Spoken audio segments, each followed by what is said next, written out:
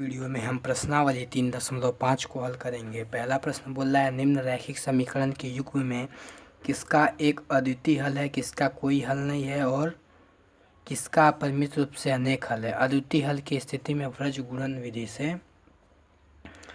ज्ञात कीजिए। तो इसमें हम सॉल्व कर दिए हैं। थोड़ी टेक्निकल एरर आ गई थी, हम वीडियो शूट कर रहे थे तो कैमरा को ऑन ही नहीं किए थे, तो इसलिए हम पहले ही इसको सॉल्व कर चुके हैं, जो कि हम आपको दिखा देते हैं। फर्स्ट क्वेश्चन क्या बोला है कि x minus 3y minus 3 is equal to 0, 3x minus 9y minus 2 is equal to 0। तो इसको पहले हम जानने के लिए एक चीज़ जाननी ज़रूरी होती है कि जब a1/a2 इज इक्वल होता है b1/b2 के, is not equal to b1/b2, तभी अद्वितीय हल होता है। जब a1/a2 is equal to b1/b2 is equal to c1/c2, मतलब सभी बराबर हो, तो अपरिमित रूप से अनेक हल होते हैं। ठीक, जब a1/a2 is equal to b1/b2 is not equal to c1/c2, जब ये हो तो कोई हल नहीं होता है मेरा। ठीक, तो हमें वर्ज गुणन विधि से हल करना है, बोला है क्वेश्चन में। और कब हल करना है? अद्वितीय हल की स्थिति में। तो वर्ज गुणनखंड विधि से हमें हल करने के लिए सबसे पहले हमें ये दो सूत्र जानना जरूरी होंगे। ये दो सूत्र हैं हमारे, ये और ये। काफ़ी प्रॉब्लम हो रही है, आपको समझा नहीं मैं पा रहा हूँ क्योंकि वीडियो शूट नहीं हो पाई, मैं ऑन ही नहीं कर सका वीडियो को, गलती हो गई, सॉरी इसके लिए। जैसे कि x इज इक्वल टू होता है मेरा b1c2 माइनस b2c1 बटे a1b2 माइनस a2b1, ये होता है। और y इज इक्वल टू होता है c1a2 माइनस c2a1 बटे a1b2 माइनस a2b1। ठीक, ये तो इसमें नीचे का दोनों सेम रहता है, आप एक याद कर लेंगे तो दूसरे में कर लेंगे। अब देखिए पहला सवाल यही बोला है x minus 3y minus 3 is equal to 0, और दूसरा बोला है 3x minus 9 minus 2 is equal to 0। ये दो सवाल बोला है। तो हम देखेंगे इसमें कि a1/a2, तो a1 ये हो जाएगा, एक में कुछ नहीं है तो 1 बटे a2, तो 1 बटे 3, फिर जाके माइनस 3 बटे माइनस 9, तो ये दोनों बराबर है, माइनस से माइनस कट गया, 3 एकम में 3 और 3 तिरिक 9 हो गया, तो ये बराबर है। तो इसका मतलब यहीं पर हमें ये पता चल रहा है कि ये अद्वितीय हल नहीं है। क्यों नहीं है? क्योंकि अद्वितीय हल की स्थिति में a1/a2 is not equal to होना चाहिए b1/b2 के। तो अद्वितीय हल की स्थिति में मेरा ये होना चाहिए, लेकिन ये अद्वितीय हल की स्थिति में नहीं है, इसलिए इस समीकरण का हम कोई हल नहीं है, तो इसको हम हल ही नहीं करेंगे। क्वेश्चन नंबर दूसरे की तरफ चलते हैं। क्वेश्चन नंबर दूसरा बोल रहा है कि 2x, यहाँ देखिए 2x प्लस वाई बराबर 5 और 3x प्लस 2y बराबर 8 है। तो ये देखिए बराबर 8 है और बराबर यहाँ 5 है, ये समीकरण है, ये एक है ये। तो इसे हम 5 को इधर लेते आए हैं तो ये माइनस में हो गया है, और 8 को भी इधर लेते आए हैं तो ये माइनस में हो गया है। और फिर देखें यहाँ पर a1/a2 और b1 y है, तो यहाँ कुछ नहीं है तो 1, b1 1 बटे 2, तो ये बराबर नहीं है पहले ही, तो इसका मतलब ये कौन सा हल है? अद्वितीय हल है। अद्वितीय हल की स्थिति यही होती है। तब हम वर्ज गुणन विधि से हल किए हैं, तो इस सूत्र पे रख दिए हैं x is equal to b1c2 minus b2c1 बटे a1b2 माइनस a2b1, इस पे रख दिए हैं। तो मेरा यहाँ से x का मान 2 आ गया है, और फिर जाके इस y पे रख दिए हैं c1a2 माइनस c2a1 बटे a1b2 माइनस a2b1। तो यहाँ c1 मेरा माइनस 5 था, और a2 यहाँ से 3 था, और c2 यहाँ से 8 था, और a1 2 था। तो इसको जब सॉल्व किए हैं तो यहाँ y बराबर मेरा 1 आ गया है, तो x बराबर 2 आ गया है।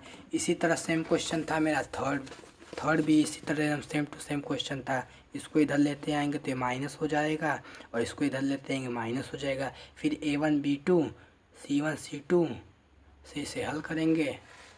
यदि यह परिमित रूप से अनेक हल होगा तब तो इसे छोड़ देंगे, हल ही नहीं करेंगे। यदि अद्वितीय हल होगा तब इसे सॉल्व करेंगे। चलिए इससे बढ़िया हम क्वेश्चन नंबर 4 की तरफ बढ़ते हैं। x minus 3y minus 7 is equal to 0, 3x minus 3y is equal to 0, 3x minus 3y minus 15 is equal to 0। तो चौथा क्वेश्चन यही है। चौथा क्वेश्चन में हम देखेंगे कि a1 1 ठीक बटे a2 is not equal to, यहीं पर है b1 3 बटे b2 के ठीक। तो फिर इसका x पे और y पे जो सूत्र है उस पर रख देंगे तो x का मान 4 आ जाएगा और माइनस 1 आ जाएगा। ये हम सॉल्व कर लिए थे बट शूट नहीं हो सका वीडियो, इसलिए मिस्टेक हो गया। फिर चलिए अगले क्वेश्चन की तरफ बढ़ते हैं। अगला क्वेश्चन कह रहा है कि 2x क्या कर रहा है, 2x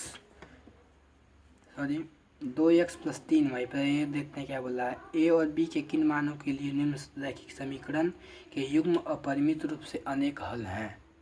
तो हम जानते हैं अपरिमित रूप से अनेक हल होने की स्थिति में हमारा a1/a2 इज इक्वल टू होना चाहिए b1/b2 के और c1/c2 के बराबर होना चाहिए अपरिमित रूप से अनेक हल होने के लिए ठीक। तो ये समीकरण 2 है। इन दोनों समीकरण को हम यहाँ पर पहले लिख लेंगे। तो यहाँ पर इन दोनों समीकरण को हम देखिए यहाँ पर पहले लिख लिए हैं ठीक। अब लिखने के बाद अब 7 को हम इधर लेते आए हैं और ये इस पूरे को इधर लाए हैं तो सबका चिन्ह बदल गया है, बराबर के 0 बराबर के 0।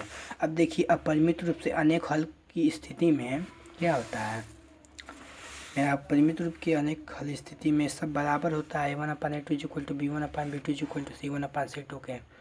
तो ये सब बराबर रख दिए हैं। तो फिर बराबर रखें तो a और b का हमें मान चाहिए, तो इन दोनों को ले लिए हैं और इन दोनों को ले लिए हैं। फिर इन दोनों को लेकर सॉल्व किए हैं तो a बराबर 5 आया है। इन दोनों को लेकर सॉल्व किए हैं तो a बराबर पहले मेरा 5 भी आया है और इन दोनों को लेकर सॉल्व किए हैं तो मेरा इतना यहाँ तक आया है ठीक, यहाँ तक आया है ठीक। अभी a बराबर 5 भी का ये जो मान है a बराबर 5 भी यहाँ पर हम a के जगह पर रख दिए हैं। देखिए a बराबर तो 5 भी है तो यहाँ a बराबर हम 5 भी यहाँ पर रख दिए हैं। फिर इसको सॉल्व किए हैं तो इसको सॉल्व करते करते b बराबर मेरा कितना आ गया, 1 आ गया है। फिर इस b के जगह पर हम 1 रख दिए हैं, चूँकि b बराबर 1 आया था तो a बराबर कितना हो गया, तब a बराबर 5 हो गया और b बराबर कितना आया है, 1 आया है। तो a बराबर 5 और b बराबर 1, तो ये हल हो गया। अगला क्वेश्चन क्या कर रहा है, अगला क्वेश्चन बोल रहा है कि k के किस मान के लिए निम्न समीकरण युग्म का कोई हल नहीं होगा। तो कोई हल कब होता है, जब रेखा समांतर होती है, मतलब a1/a2 is equal to b1/b2 is not equal to c1/c2 के हमारा होना चाहिए। चलिए तो इसको देखते हैं। तो ये जिस तरह समीकरण हमें दिया था हम उसी तरह देखिए समीकरण को यहाँ पर उतार लिए हैं। फिर क्या किए हैं, बराबर के 1 था तो 1 को हम देखिए इधर लाए हैं तो माइनस हो गया है बराबर 0। अब फिर यहाँ पर 2x प्लस 1 था तो यहाँ पर हम 2k प्लस 1 था, फिर जाके हम यहाँ पर 2k प्लस k को इधर लाए हैं तो ये बराबर हो गया है 0 के ठीक। तो ये चिन्ह यहाँ बदल गया है। फिर यहाँ पर हम जानते ही हैं कि कोई हल की स्थिति में होता है a1/a2 is equal to b1/b2 is not equal to c1/c2, ये होता है।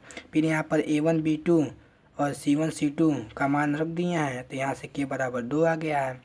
अगला क्वेश्चन क्या कर रहा है, अगला क्वेश्चन कह रहा है कि निम्न रैखिक समीकरण के युग्म को प्रतिस्थापन एवं वज्र गुणन विधि से हल कीजिए और किस विधि को आप अधिक उपयुक्त मानते हैं। तो पहले प्रतिस्थापन विधि से इसे हल करते हैं। प्रतिस्थापन विधि से हमारा क्या हो जाएगा, ये समीकरण हमें दिया हुआ है, प्रतिस्थापन विधि से पहले हम हल करेंगे जब इसको, तो x इज इक्वल टू समीकरण 1 से हम x का मान निकाले हैं इस समीकरण से, तो x को यहीं पे रहने देंगे और ये 5y को इधर भेज देंगे तो माइनस के 5y हो जाएगा और ये गुणा में 8 है, 8 है गुणा में है, जब इधर आएगा तो ये भाग में यहाँ नीचे आ जाएगा, यहाँ भाग में नीचे आ गया है। तो यहाँ x का मान फिर हम रख दिए हैं समीकरण 2 में, मतलब 3x के जगह पर हम इस मान को रख दिए हैं ठीक। जब रखे हैं तब मेरा 3x प्लस 2y बराबर 4 था, ये यहाँ पर x का मान रख दिए हैं तो इतना हो गया है। फिर इसमें इसका गुणा 9 त्रिक 27 हो गया है, फिर जाके 15y हो गया है ठीक, और प्लस के सॉरी यहाँ पर नहीं, इधर हुआ है।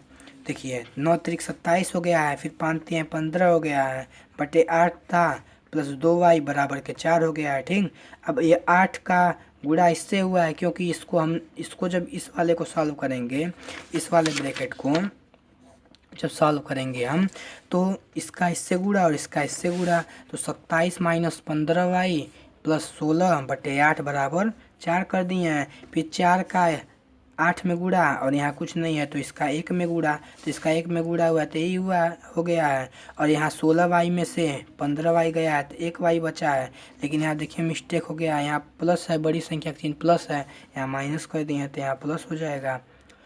y बराबर कितना हो गया, 8 चौको 32 हो गया। ठीक, फिर जाके यहाँ से 1y बराबर इतना, फिर जाके यहाँ से माइनस नहीं रहेगा, y बराबर 5 आ गया है।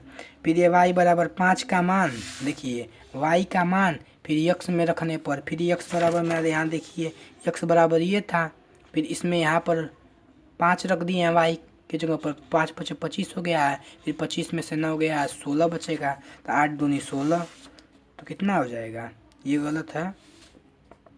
9 माइनस 5y बटे 8 में इसी में रखना था हमें, तो ये बराबर 9 माइनस 5 गुणे 5 बटे 8, 5 पचे 25, 25 में से 9 गया तो माइनस 16 बटे 8, 8 दूनी 16, तो x बराबर कितना हो गया, -2 हो गया। अब अगले क्वेश्चन की तरफ बढ़ते हैं। बोला है इसी में क्वेश्चन में कि व्रज गुणन विधि से भी हमें इस दोनों समीकरण को ज्ञात करना है। देखिए व्रज गुणनखंड विधि आसान लगती है, ठीक, हमें आसान लगती है व्रज गुणन विधि। ये थोड़ा आज मल्टीप्लिकेशन ट्रिक पे वीडियो बनी थी, तो ये लिंक डिस्क्रिप्शन बॉक्स में आपको मिल जाएगी, चेक कर लीजिएगा। तो वही प्रैक्टिस कर रहे थे, गलत हो गया, ठीक। अब यहाँ देखिए 8x प्लस 5y बराबर 9 है, ठीक, और 3x प्लस 2y बराबर 4, ये दो समीकरण हमें दिया हुआ है। अब इन दोनों समीकरण से पहले हम समीकरण 1 से x का मान निकालेंगे, उसी तरह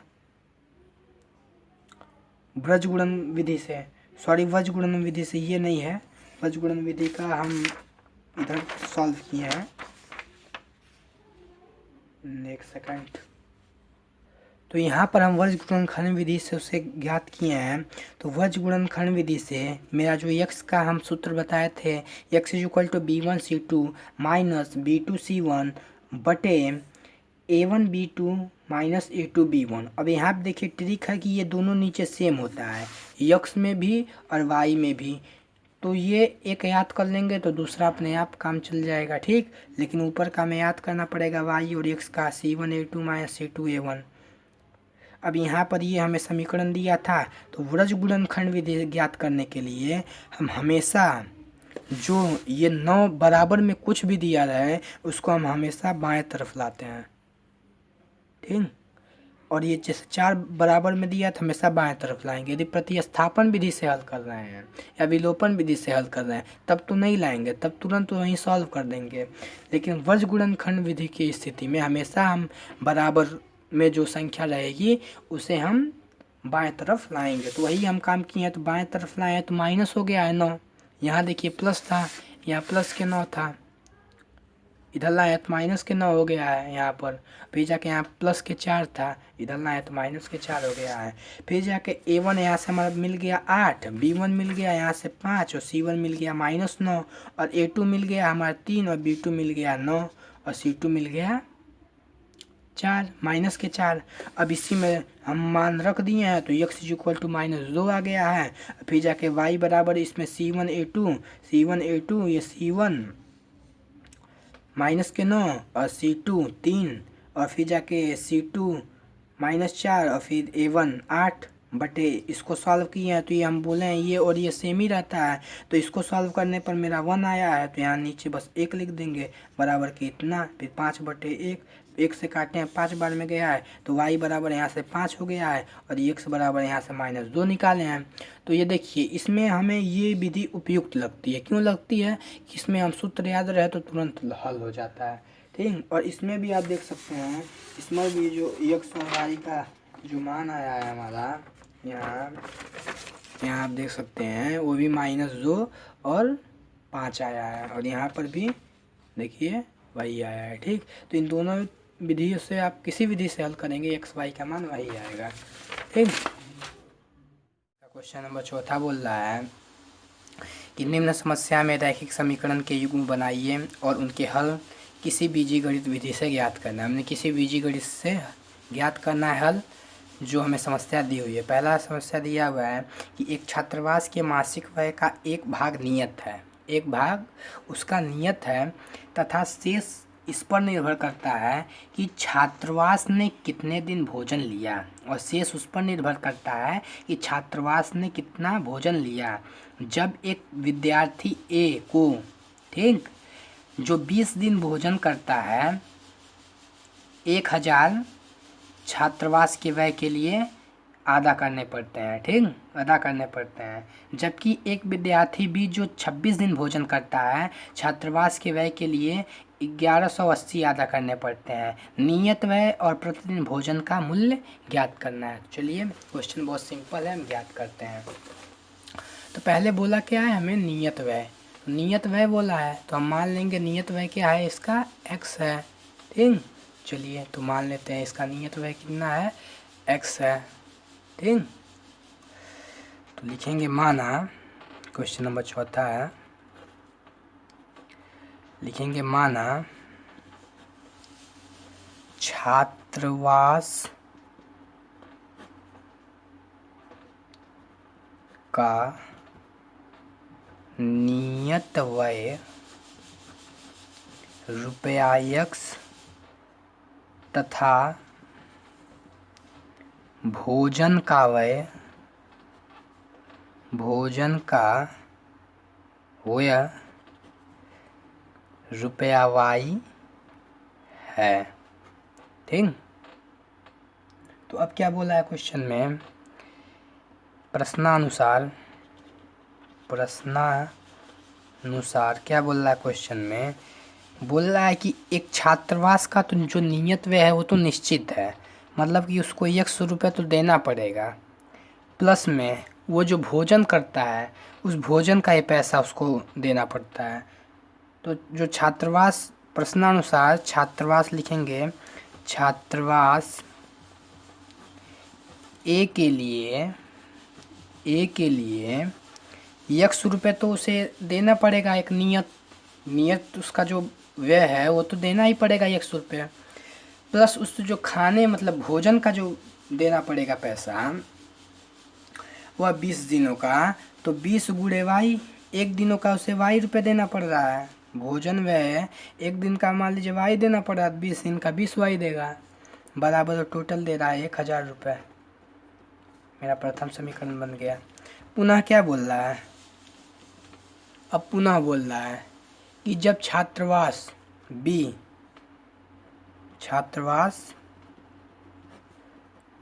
के लिए, उसमें भी x देना पड़ेगा हमें, नियत भाड़ा, प्लस देना पड़ेगा हमें कितना, वो कितना दिन भोजन कर रहा है, वो 26 दिन कर रहा है, तो 26 वाई, एक दिन का वाई तो 26 दिन का 26 वाई, बराबर उसे रुपया 1080 देना पड़ रहा है। समीकरण दूसरा। ठीक, तो अब हम समीकरण 1 और समीकरण 2 को हल कर देंगे। तो समीकरण लिखेंगे, समीकरण 1 व 2 से क्या हो जाएगा, x प्लस 20y बराबर 1000 और x प्लस 26y बराबर 1180। अब यहाँ लिख देंगे घटाने पर, तो घटाने पर चिन्ह बदल जाएगा, माइनस माइनस माइनस, ये प्लस माइनस कट जाएगा, और ये देखिए प्लस माइनस माइनस, तो बड़ी संख्या का चिन्ह माइनस है यहाँ पर, और फिर जब 26 में से 20 जाएगा तो माइनस के 6y बचेगा, बराबर ये माइनस के 180 बचेगा जब 1180 में से 1000 जाएगा तो। ठीक, अब माइनस से माइनस कट जाएगा और 6 त्रिक 18, तो y बराबर 30। y का मान समीकरण 1 में रखने पर, तो एक क्या है, एक है मेरा x प्लस 20y बराबर 1000। ठीक, y कितना निकला है, 30 निकला है। तो y के जगह पे, इसके जगह पे हम गुणे कर देंगे 30 बराबर 1000। तो ये बराबर हो जाएगा x प्लस 3 दूनी 6 और 00 बराबर 1000। जब इसको इधर ले जाएंगे तो 1000 में से 600 हो जाएगा, 400 बचेगा। तो छात्रावास का जो नियत व्यय रहेगा, छात्रावास का जो नियत व्यय रहेगा वो 400 रहेगा नियत व्यय, तथा जो उसका भोजन का खर्चा होगा प्रत्येक छात्रावास का, उसे वाई मतलब 30 रुपये देना पड़ेगा। वाई वो 30 रुपये देगा। ठीक, अब अगले क्वेश्चन की तरफ बढ़ते हैं। अगला क्वेश्चन क्या कर रहा है, अगला क्वेश्चन ये बोल रहा है कि एक भिन्न है। ठीक, एक भिन्न मतलब कि एक यक्स बटे वाई मान लेंगे, तो एक भिन्न 1/3 हो जाती है जब उसके अंश में से 1 घटाया जाता है, और 1/4 वह 1/4 हो जाती है जब हर में 8 जोड़ दिया जाता है। जब हर में 8 जोड़ दिया जाता है तो वो कितनी हो जाती है, 1/4 हो जाती है। वो भिन्न ज्ञात कीजिए। तो भिन्न में क्या होता है, सबसे पहले भिन्न में 2 चीज़ होता है। इसको साइड में हटाएंगे किताब को। भिन्न में 2 चीज़ होता है। पांचवा क्वेश्चन, चौथा का ये पहला था, ये पहला क्वेश्चन था और ये दूसरा। तो भिन्न में क्या होता है, भिन्न में एक तो होता है अंश बटे होता है हर, 2 चीज़ होता है। तो हमें भिन्न बोला है तो भिन्न में हमें मानना पड़ेगा। तो यहाँ लिखेंगे माना, लिखेंगे माना अंश यक्स है तथा हर वाई है। तो क्या माना, तो माना भिन्न में, यहाँ लिखेंगे माना भिन्न में। ठीक, यहाँ लिखेंगे में, ये पहले यहाँ भिन्न लिखेंगे और फिर लिखेंगे वो x है उसमें अंश, और हर क्या है, y है। तो भिन्न बराबर क्या हो जाएगा, भिन्न बराबर होता है ये अंश बटे हर। तो अंश है x बटे हर है y, तो x बटे y लिख सकते हैं। ठीक, अब क्वेश्चन में क्या बोल रहा है कि भिन्न 1/3 हो जाती है जब उसके अंश में से 1 घटा दिया जाता है। तो यहाँ पे लिखेंगे प्रश्नानुसार जो भिन्न है x बटे वाई, उसके हम अंश में से 1 घटा देते हैं। ठीक, तो वह 1/3 हो जाती है।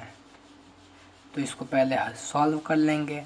तो 3x ये बराबर के हो जाएगा 3x, इसका इससे गुणा, इसका इससे गुणा, 3x माइनस 3 बराबर के y। ठीक, y को अब इधर लेते आएंगे। तो 3x माइनस y बराबर के 3 हो जाएगा। ये पहला समीकरण हो जाएगा। पुनः अब क्या बोल रहा है, अब बोल रहा है भिन्न जो x बटे वाई है वो 1/4 हो जाती है जब उसके हर में 8 जोड़ दिया जाता है। जब उसके हर में 8 जोड़ दिया जाता है तो 1/4 हो जाती है। मतलब इसका भी ऐसे क्रॉस मल्टीप्लिकेशन करेंगे, त्रिया गुणा इसको बोलते हैं हिंदी में। तो 4x बराबर के हो जाएगा y प्लस 8, इस 1 में गुणा करेंगे तो वही रहेगा। फिर ये 4x माइनस y हो जाएगा, क्योंकि y इधर प्लस में इधर लाएंगे माइनस में हो जाएगा, बराबर 8 हो जाएगा। समीकरण 2 हो जाएगा। यहाँ लिखेंगे समीकरण 1 व 2 से। ठीक, 3x माइनस वाई बराबर 3, 4x माइनस वाई बराबर 8। इसको कर देंगे घटाने पर। घटाने पर क्या होता है, चिन्ह मेरा बदलता है। तो माइनस प्लस माइनस, प्लस है तो माइनस हो गया, माइनस है तो प्लस हो गया है, और यहाँ प्लस है तो माइनस हो गया। तो ये तो कट जाएगा, प्लस माइनस माइनस तो 0 हो जाएगा। अब यहाँ देखिए, यहाँ प्लस -4 में से 3 जाएगा तो -1 बचेगा, और बराबर -8 में से 3 जाएगा तो -5 बचेगा। माइनस से माइनस कट जाएगा तो x बराबर 5 हो जाएगा। अब ये x का मान, x बराबर 5 का मान समीकरण 1 में रखने पर। तो समीकरण एक क्या है? समीकरण एक मेरा ये है, क्या है? 3x माइनस वाई बराबर 3। अब इसमें हम x का मान यहाँ रख देंगे, तो 3 गुणे 5 माइनस वाई बराबर 3। तो 5 तिहाई 15, और 15 को जब इधर ले जाएंगे तो -15 हो जाएगा, और -15 में से जब 3 घटाएंगे तो बचेगा -12। तो y बराबर 12, माइनस से माइनस कट जाएगा तो y बराबर 12 हो जाएगा। ठीक, तो जो मेरा भिन्न हो जाएगा, तो यहाँ पे हम सॉल्व कर देते हैं। जो मेरा भिन्न हो जाएगा, भिन्न हम क्या माने थे? भिन्न बराबर था x बटे वाई। तो मेरा x कितना आ गया? 5 आ गया, और y कितना आ गया? 12 आ गया। तो ये भिन्न क्या हो गया? 5 बटे 12। ठीक, यही बोला था हमको क्वेश्चन में कि वह भिन्न ज्ञात कीजिए। तो वह भिन्न हमें यहाँ पर ये देखिए, वह भिन्न ज्ञात कीजिए, वो भिन्न ज्ञात हो चुका है। क्वेश्चन नंबर तीसरे की तरफ बढ़ते हैं। क्वेश्चन नंबर तीसरा क्या बोल रहा है कि यश ने एक टेस्ट में 40 अंक अर्जित किए। जो यश एक विद्यार्थी होगा किसी स्कूल का, उसने 40 अंक अर्जित किए। जब उसे प्रत्येक सही उत्तर पर 3 अंक मिलते हैं, मतलब प्रत्येक सही उत्तर पर उसे 3 अंक मिलते हैं, तथा अशुद्ध उत्तर पर 1 अंक की कटौती की जाती है। यदि उसे 4 अंक मिलते हैं, क्या कर रहा है? यदि उसे सही उत्तर पर 4 अंक मिलते हैं तथा अशुद्ध उत्तर पर 2 अंक कटते हैं, तो यश 50 अंक अर्जित करता है। टेस्ट में कितने प्रश्न थे? तो टेस्ट में कुल कितने प्रश्न थे, ये हमें बोल रहा है। ठीक, चलिए सॉल्व करते हैं इसको भी। किताब साइड में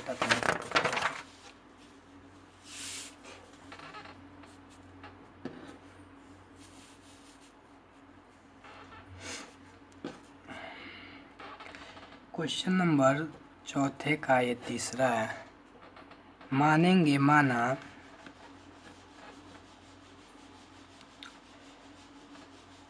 सही उत्तरों की संख्या x तथा गलत उत्तरों की संख्या y है, ये हम मान लिए। ठीक, अब क्या बोल रहा है कि जो प्रश्नानुसार बोल रहा है जो यश है उसे 3 अंक मिलते हैं सही उत्तर पर। ठीक, और 1 अंक की कटौती होती है गलत उत्तर पर।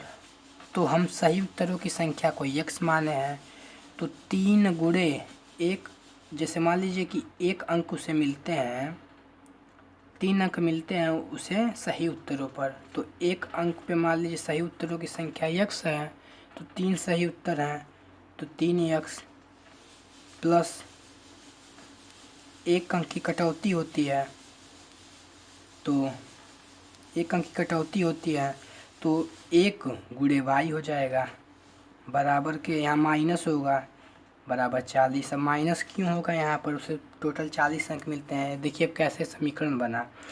उसे प्रत्येक सही उत्तर पर मान लीजिए उसे x मिलते हैं, प्रत्येक सही उत्तर पर उसे x मिलते हैं। अब प्रत्येक सही उत्तर पर उसे 3 अंक भी मिलते हैं, तो x में 3 का गुणा हो जाएगा, 3x हो जाएगा। ठीक, अब उसमें से कर रहा है, उसमें से जो गलत उत्तर है उस पर उसे माने हैं y मिलते हैं, तो उस गलत उत्तर पर 1 अंक की कटौती होती है, मतलब 1y बराबर 40। मतलब सही उत्तरों में से गलत उत्तरों को घटा दिया जाए तो बराबर से कितने अंक बचते हैं? 40 अंक मिलते हैं।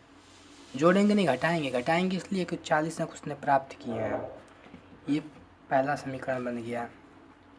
पुनः अब क्या कर रहा है, जब उसे सही उत्तरों पर 4 अंक मिलते हैं, हमारे 4 गुणे x, और गलत उत्तरों पर 2 अंक की कटौती होती है, हमारे 2y, बराबर यहाँ माइनस करेंगे, बराबर कितना हो जाएगा? उसे 50 अंक अर्जित होता है। ठीक, ये समीकरण नंबर 2 हो गया। अब ये भी उसी तरह बना है कि प्रत्येक सही उत्तरों पर उसे 4 अंक मिलते हैं। तो उत्तरों की संख्या टोटल यक्स है, तो 4 गुणे यक्स बराबर 4 यक्स। और गलत उत्तरों पर 1 अंक की 2 अंक मिलते हैं, तो 2 गुणे वाई, तो 2 वाई हो गया है।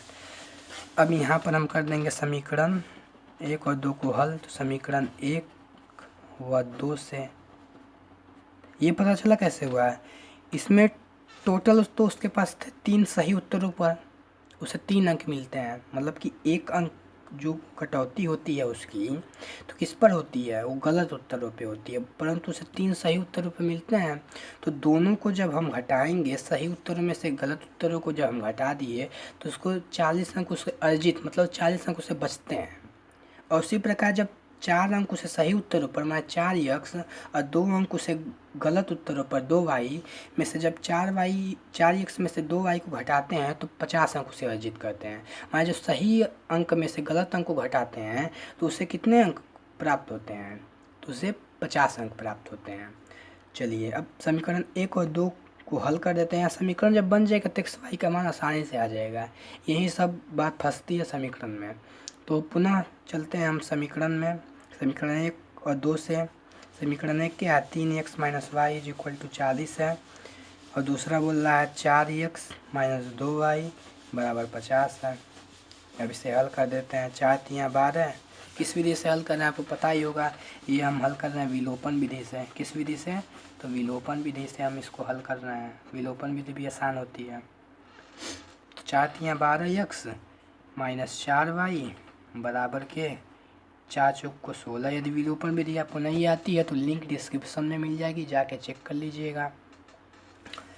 उसे बढ़िया से आसान भाषा में समझा दिया गया सभी विधि को। फिर इसका गुणा हम करेंगे इसका इससे। 4 3 12 हो गया था, अब 3 चौक को भी 12 हो जाएगा, माइनस 3 दूनी 6y हो जाएगा, और 3 पचे 15 बराबर के 150। अब फिर लिखेंगे घटाने पर, तो माइनस प्लस माइनस तो ये कट जाएगा, ठीक, चिन्ह तो बदल जाएंगे नीचे के, कट जाएगा, और ये प्लस माइनस माइनस तो 2y बराबर के 10। तो y बराबर 10/2, तो 2 पचे 10, तो यहाँ से हो जाएगा y बराबर 5। तो y बराबर 5 का मान समीकरण 1 में रखने पर।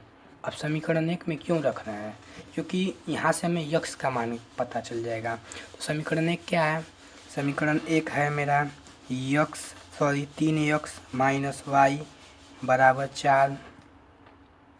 तो 3 गुणे यक्स है यहाँ पर माइनस 5 बराबर 40, ठीक।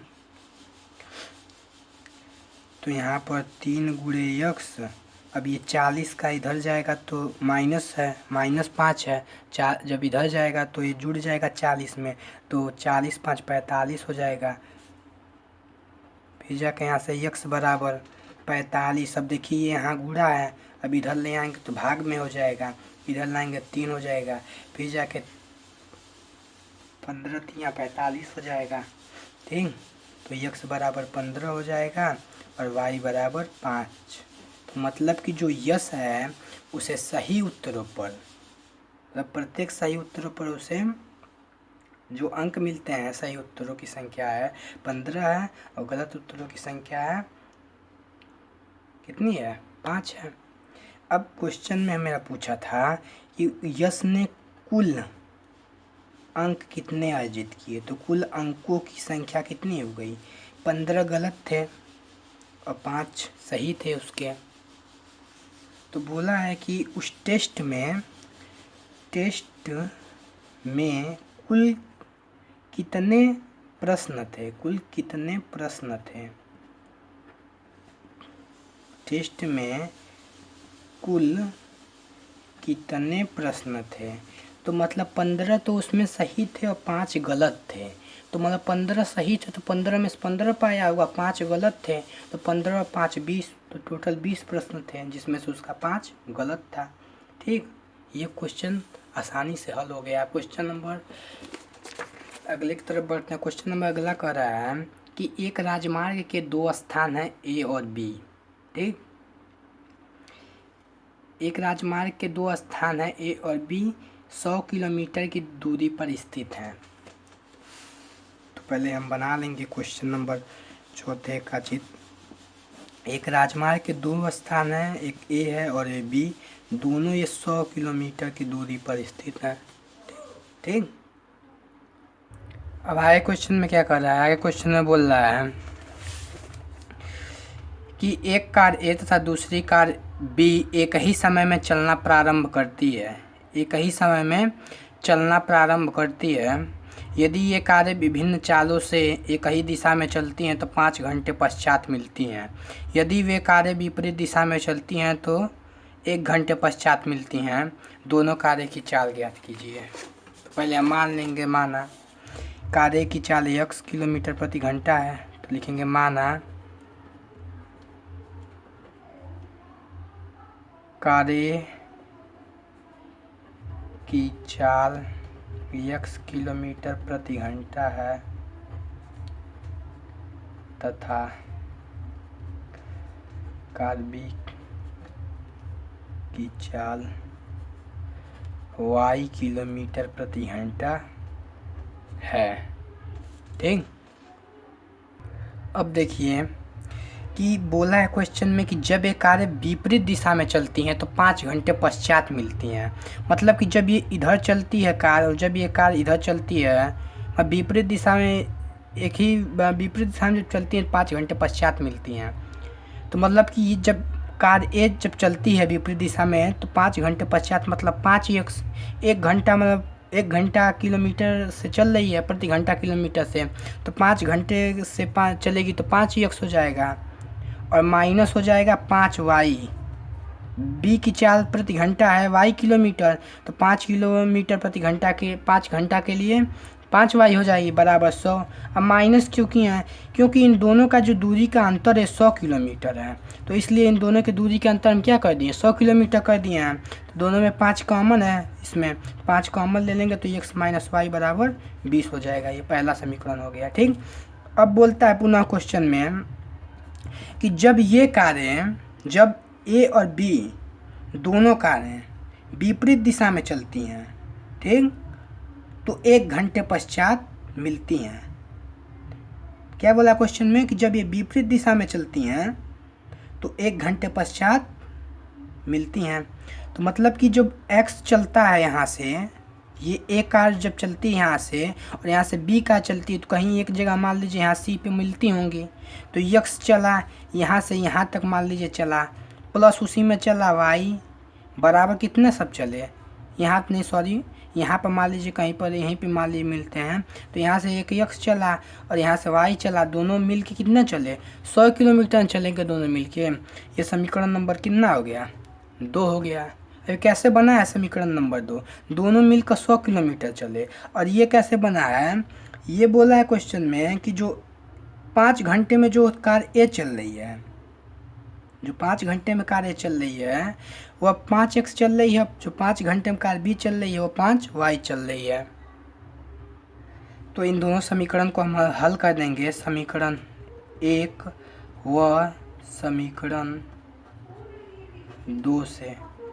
सॉरी जरा माफ़ करिएगा, वॉइस जरा प्रॉब्लम है, इधर वॉइस जरा ठीक नहीं आती है। तो x माइनस वाई बराबर 20 और x प्लस वाई बराबर 100, समीकरण 1 और समीकरण 2 से। तो जब इसे जोड़ेंगे, यहाँ देखिए जोड़ने पर ही देखिए प्लस और माइनस से कट जाएगा और ये हो जाएगा 2x बराबर 120। तो x बराबर 60 और जब x का मान x बराबर 60 का मान समीकरण 1 में रखने पर, समीकरण 1 क्या है x माइनस वाई बराबर 20, तो x माइनस वाई बराबर 20 है, 60 माइनस वाई बराबर 20। ठीक,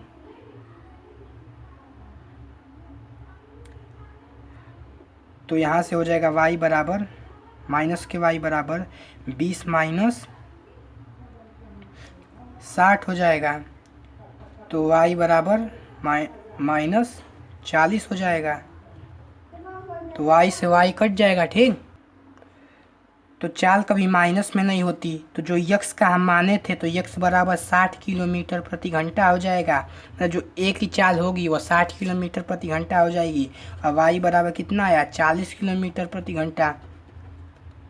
माइनस से माइनस देखिए कट गया यहाँ पे, तो वाई बराबर 40 हो गया। तो वाई बराबर 40 किलोमीटर का, तो हमारा जो कार ए की चाल है, ए की जो चाल है वो 60 किलोमीटर, और कार बी की जो चाल है वह कितनी है, 40 किलोमीटर। दोनों को देखिए अगर चेक करना सही है कि नहीं, क्योंकि दोनों के बीच का दूरी कितना है, 100 है। तो 60 और प्लस 40 100 ही होगा। तो इसका मतलब समीकरण में ना सही है। चलिए अगले क्वेश्चन की तरफ बढ़ते हैं। सॉरी माफ कीजिएगा।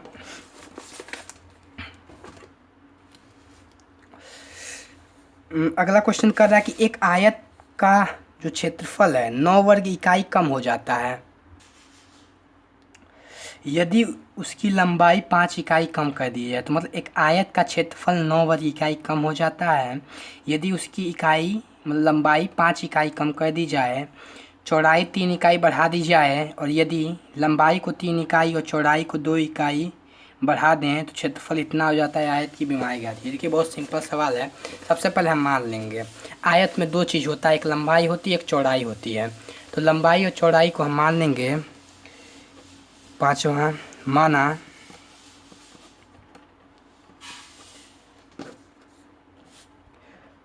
आयत की लंबाई यल है तथा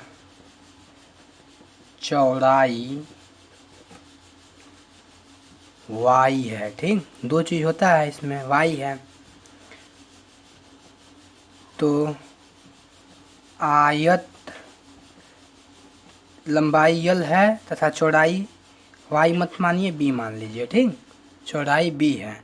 तो आयत का क्षेत्रफल क्या होता है, लंबाई गुणे चौड़ाई। आयत का क्षेत्रफल बराबर हो जाएगा लंबाई गुणे चौड़ाई मतलब लेंथ इंटू ब्रेथ, ठीक। अब क्वेश्चन में क्या बोल रहा है कि जो एक आयत का क्षेत्रफल 9 वर्ग इकाई कम हो जाता है, प्रश्नानुसार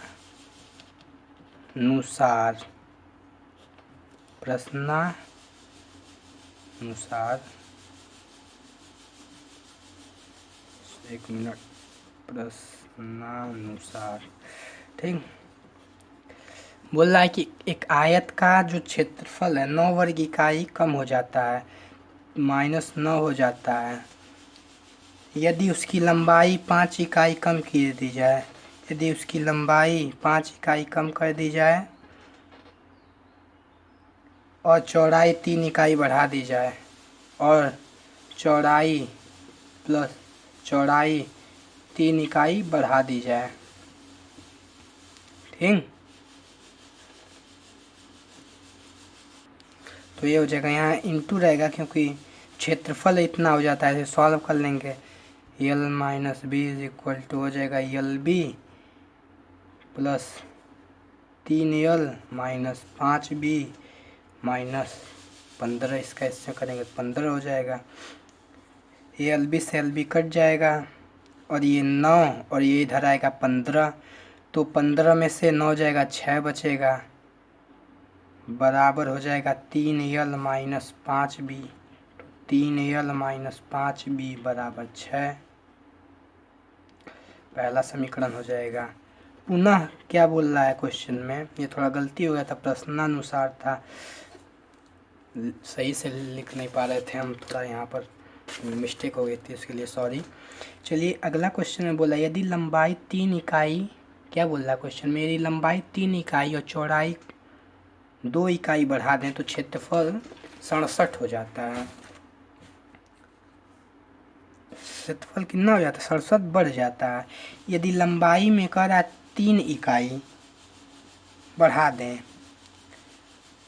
और चौड़ाई में 2 इकाई बढ़ा दें तो जो क्षेत्रफल होता है यल बी, जो क्षेत्रफल है मेरा ये 67 बढ़ जाता है। तो इसको सॉल्व कर लेंगे। यल बी, इसका इससे गुणा यल बी धन 2l धन 3b धन 3 दूनी 6 बराबर LB धन 67।